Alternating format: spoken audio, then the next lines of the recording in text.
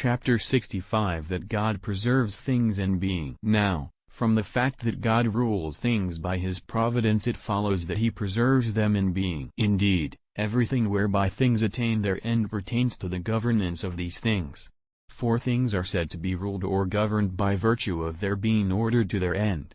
Now, things are ordered to the ultimate end which God intends, that is, divine goodness, not only by the fact that they perform their operations, but also by the fact that they exist, since, to the extent that they exist, they bear the likeness of divine goodness which is the end for things, as we showed above.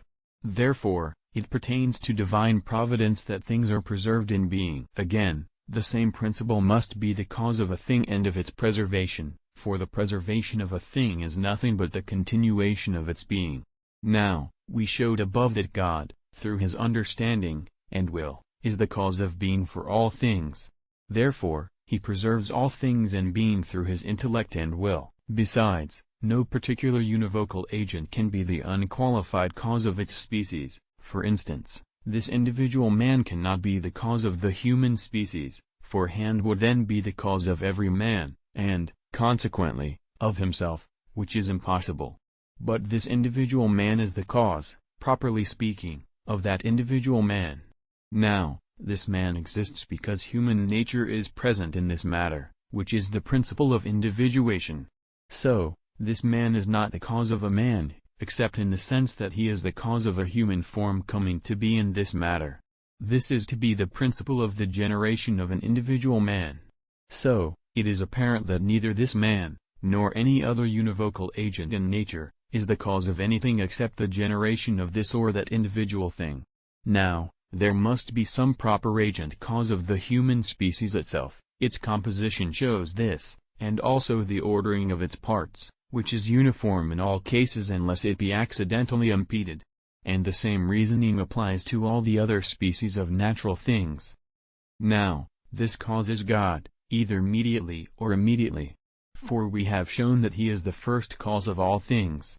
So, he must stand in regard to the species of things as the individual generating agent and nature does to generation, of which he is the direct cause. But generation ceases as soon as the operation of the generative agent ceases.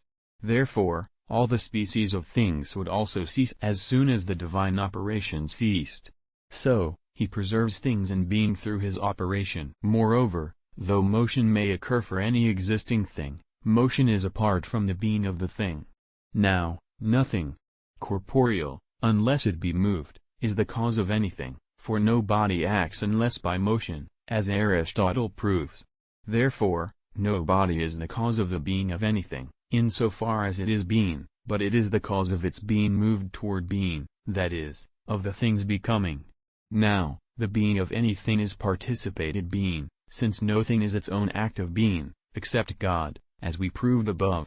And thus, God himself, who is his own act of being, must be primarily and essentially the cause of every being. So, divine operation is related to the being of things as the motion of a corporeal mover is to the becoming and passive movement of the things that are made or moved. Now, it is impossible for the becoming and passive movement of a thing to continue if the motion of the mover cease. Therefore, it is impossible for the being of a thing to continue except through divine operation. Furthermore, just as artwork presupposes a work of nature, so does a work of nature presuppose the work of God the Creator. In fact, the material for art products comes from nature, while that of natural products comes through creation by God. Moreover, art objects are preserved in being by the power of natural things, a home, for instance, by the solidity of its stories. Therefore, all natural things are preserved in being by nothing other than the power of God. Again, the impression of an agent does not continue in the product, if the agent's action ceases, unless the impression be converted into the nature of the product.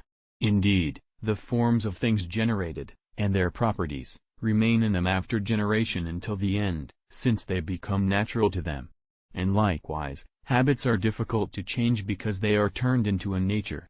But dispositions and passions, whether of the body or soul, endure for a little while after the action of the agent, but not forever, since they are present in a state transitional to nature. Now, Whatever belongs to the nature of a higher type of being does not last at all after the action of the agent. Light, for instance, does not continue in a diaphanous body when the source of light has gone away. Now, to be is not the nature or essence of any created thing, but only of God, as we showed in Book 1. Therefore, no thing can remain in being if divine operations cease. Furthermore, there are two positions regarding the origin of things. 1. From faith, holding that things have been brought into being by God, at the beginning, and the position of certain philosophers, that things have emanated from God eternally. Now, in either position one has to say that things are preserved in being by God. For, if things are brought into being by God, after they were not existing, then the being of things, and similarly their non-being, must result from the divine will, for he has permitted things not to be, when he so willed, and he made things to be, when he so willed. Hence, they exist just as long as he wills them to be.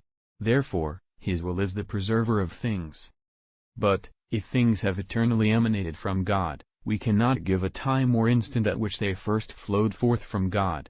So, either they never were produced by God, or their being is always flowing forth from God as long as they exist.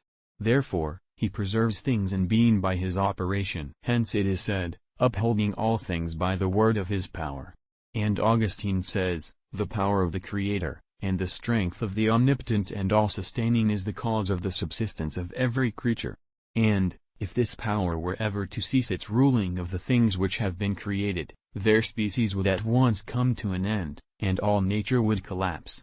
For the situation is not like that of a man who has built a house and has then gone away, and, while he is not working and is absent, his work stands.